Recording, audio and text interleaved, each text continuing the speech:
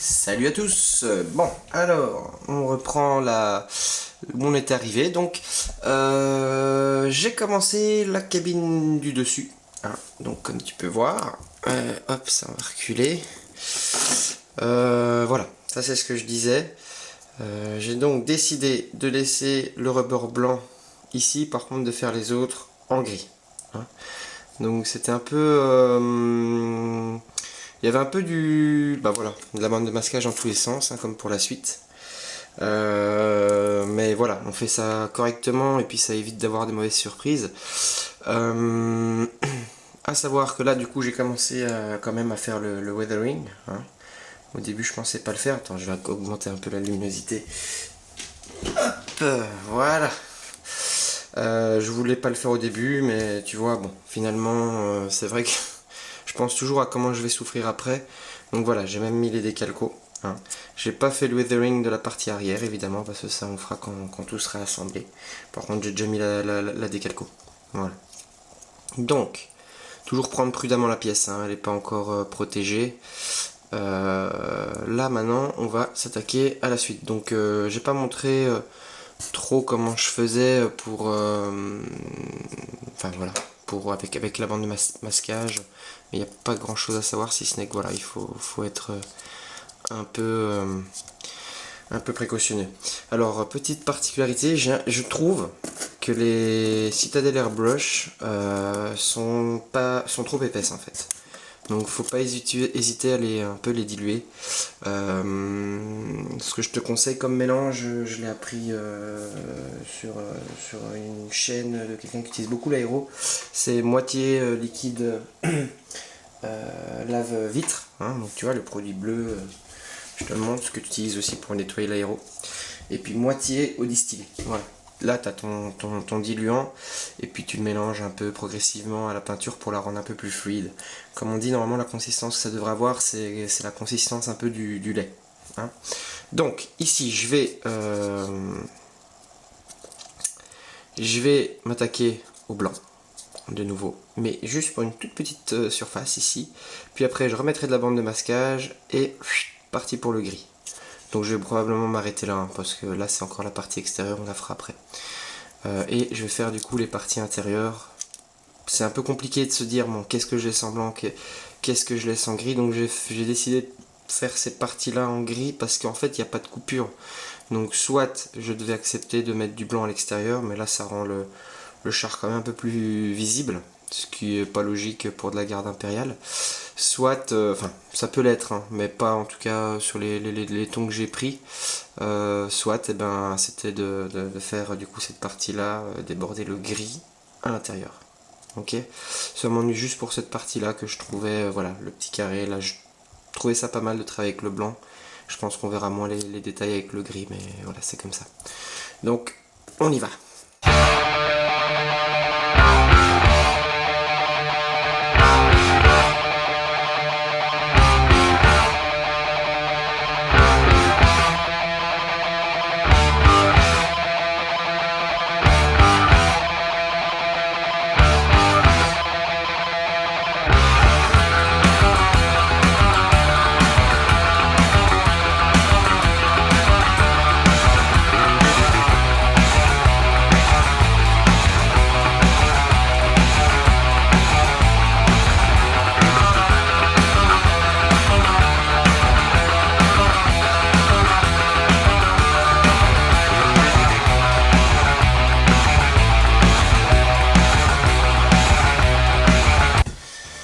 Donc voilà, c'est fait. Je vais un peu m'occuper du début du weathering et puis après on va attaquer du coup la partie grise.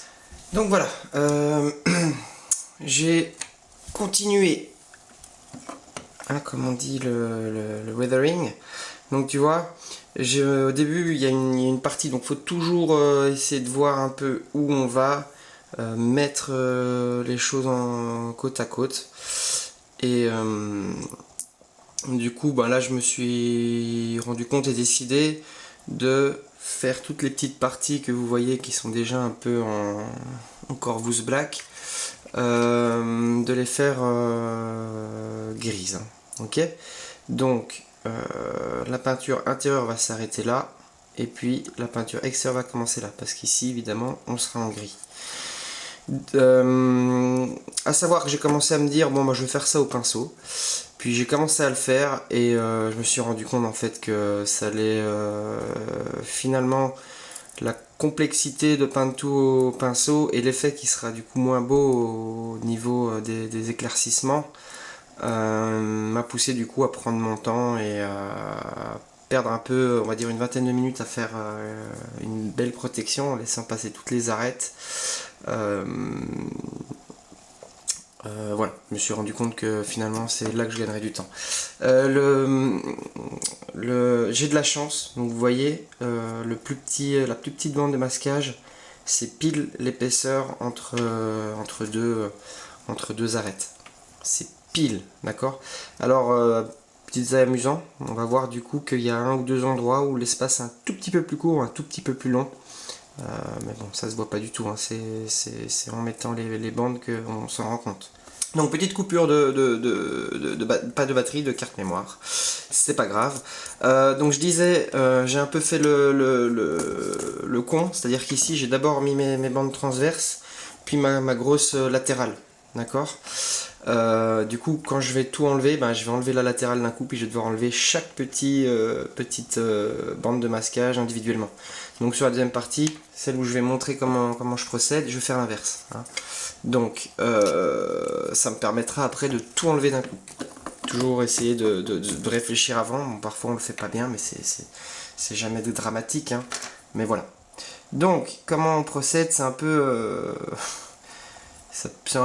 embêtant. Enfin, c'est pas le plus marrant, bien sûr. Mais voilà. Je prends ma petite bande avec une pince et je m'aide. Alors normalement, je suis un peu plus près de moi, toujours la difficulté. Je vais la placer en fait bien droite entre deux espaces, d'accord. Voilà, comme ça. Là, je suis à plat. Et là, quand j'enlève ma pince, elle revient avec. Donc, il faut que je me mette bien droit, bien posé, et je prends une petite aiguille et je fais un petit mouvement de rotation. Ok. Ça me permet de la poser sans perdre son temps, parce qu'elle va revenir se reposer. Il y a un moment on va bien la décoller, elle va être de travers, enfin voilà. Ok, donc ça après je vais faire tout le reste, puis on passera du coup à la peinture à l'aéro. Autre chose, donc là j'ai fait les parties blanches, hein.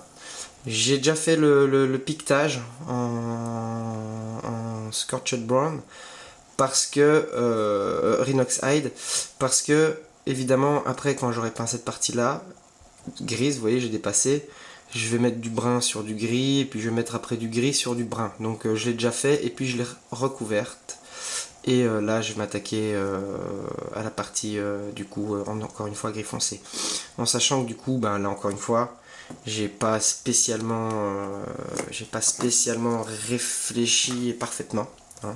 Parce que tu te rappelles que j'ai fait toute la partie intérieure, hein, avec la partie ici, l'espèce de liseré noir et jaune là, attention au doigt, parce qu'en fait j'aurais pu tout faire d'un coup, mais voilà, j'avais mal planifié ce que je comptais faire, et du coup je me suis retrouvé à juste utiliser l'aéro pour faire une petite bande. Bon, c'est pour ça après évidemment que je me suis attaqué aux autres pièces, hein, pour pas non plus perdre du temps inutilement. Voilà. Donc, je vais faire tout ça et puis on se reprendra. Donc ça y est, hein, tout est couvert. Toutes les parties sont couvertes de manière à être au plus juste, hein. On va donc passer à la première couche, le Corvus Black. Et puis après, on va faire les suivantes. Et on va faire le chipping.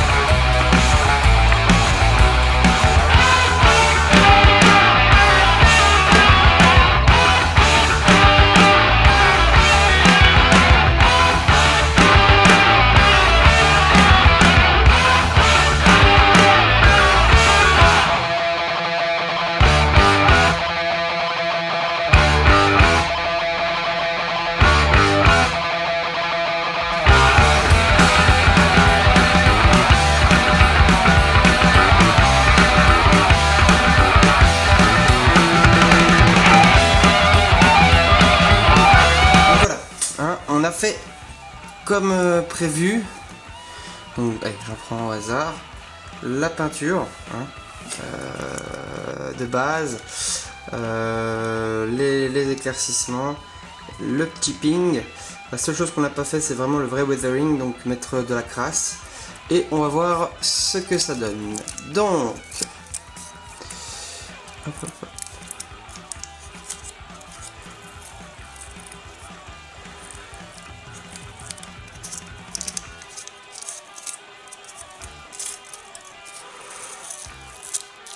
Ouais.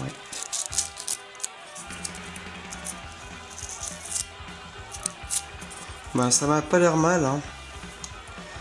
C'est cool.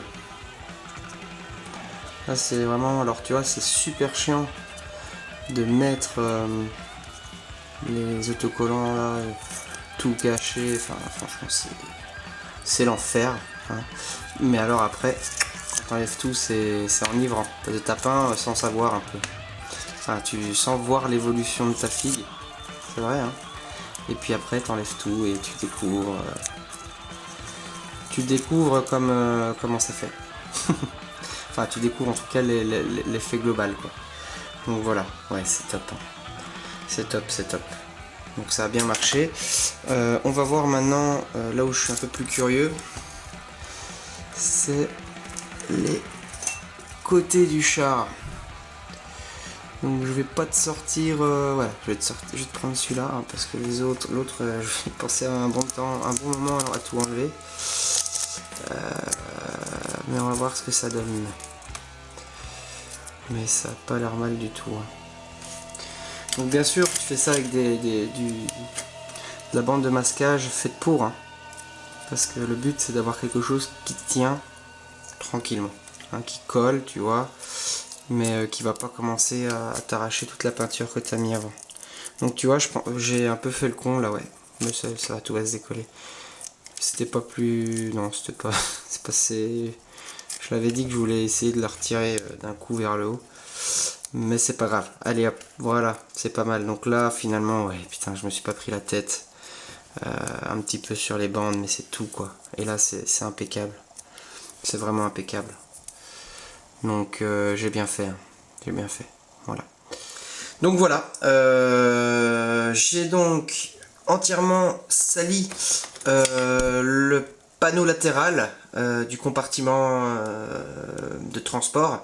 Alors je vais m'occuper de cette petite partie là après, enfin prochainement. Hein. C'est juste que j'ai voulu d'abord faire tout ce qui était plus simple d'un coup. Donc je l'ai fait des deux côtés, hein, tu peux voir. Là il va me rester du coup à repasser donc la partie noire un peu cramée, style bouche d'aération qui brasse des crasses. Je l'ai fait avec des pigments directement, donc maintenant il faut encore que je passe le fixateur de pigments. Je te montrerai ça. C'est vrai que là je l'ai un peu fait en off, mais tu vois, si tu regardes bien la figurine à la partie extérieure, il y a des vrais pots d'échappement. Donc là je le ferai et je te montrerai comment je fais ça. L'effet est pas parfait, hein. Honnêtement, je suis pas parfaitement fier de moi pour cette partie là. C'est assez compliqué, on a vite tendance à mettre trop de noir et en fait on peut pas en mettre plus qu'à un certain niveau. Tu vois là, tu vois des zones blanches. Ça se noircit pas plus, donc j'ai déjà passé une fois au fixateur de pigments et je vais repasser dessus, voir si ça permet un peu d'augmenter la teneur. Voilà, c'est pas facile à utiliser. Voilà, moi aussi c'est mes débuts avec les pigments entre guillemets à l'état pur. Voilà, donc la partie extérieure, évidemment, à force, tu vois, la peinture commence déjà à s'en aller, c'est normal. Une fois que j'aurai fait une bonne partie, je vais passer du vernis. Hein, parce que sinon, à force de manipuler, t'enlèves tout ce que t'as mis. Ici, on va refaire le liseré noir-jaune. Je vais peut-être le filmer cette fois-ci pour que tu vois comment on peut faire ça. Tu verras aussi là, il y a un petit aimant. Hein, ça, c'est nickel. C'est pour pouvoir fixer cette porte à l'avant, cette trappe. Normalement, il y a un petit trou, je sais plus où, je crois un petit trou ici et un petit rebord là, donc évidemment tu l'ouvres 10 fois et au bout de 10 fois, à force de frotter, la peinture elle est partie. Donc j'ai limé le trou, enfin non plutôt la partie un peu convexe, et j'ai agrandi le trou, j'ai mis un aimant de chaque côté, et du coup maintenant ça me permettra de l'ouvrir sans frottement, d'accord, et ça tiendra fermé. Voilà, évidemment j'ai fait ça aussi de l'autre côté. Voilà, bah moi je pense que c'est à peu près tout pour maintenant, hein, parce que c'est vrai je suis un peu... je pense que ça va remplir assez la vidéo, on peut pas faire des vidéos de 2 heures non plus. Et puis voilà, je vais en refaire une suivante où je vais t'expliquer le montage de la cabine. Et je vais commencer aussi à t'expliquer comment on peut faire pour la partie extérieure pour la rendre interchangeable. Hein. Alors oui, tiens, juste pour illustrer, tu vois, là c'est l'autre trappe. Hein, et écoute le bruit que ça fait. Voilà, il y a encore un petit bruit de... Tu vois. J'ai déjà passé beaucoup de temps à limer. Je vais encore devoir un peu limer sur le côté. Vraiment pour qu'il n'y ait plus ce bruit de frottement. Quand il n'y aura plus ce bruit de grincement, ça se touchera plus. Il y aura uniquement les aimants latéraux qui permettront de tenir la porte. Et tu vas pas user ta figurine, enfin ton char. Tu vas pas constamment enlever de la peinture. Hein. Voilà, donc c'est à peu près tout. Maintenant on va reprendre la suite dans une prochaine vidéo. Ciao ciao.